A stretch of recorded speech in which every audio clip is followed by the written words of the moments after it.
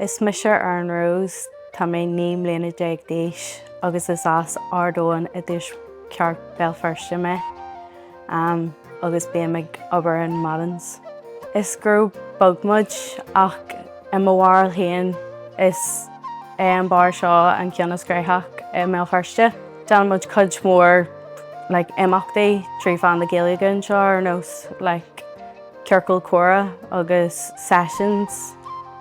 Tá mé páirt den airn an seo Mhadáin ach bíam ag codú le mhór na cúrtha trí fan nGaeilge cúrsaí nó na rudaí ar na main hóisiilta a dhéanamh trí fan nGaeilge.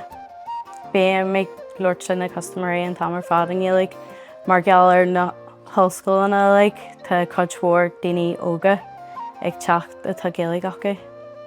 Mar gheall go mé ag lúirt le bhfad níos mó daoine, tá mé Ghaeilge níos fearr agus tá mé bhfad níos mó muineach ag lúirt le daoine, tá mé comhoibriú a bhfad níos fearr. Mar gheall go bhfuil gach customer difriúil caiith tú plé lá go héanaach agus bíonn sin dúchlanach.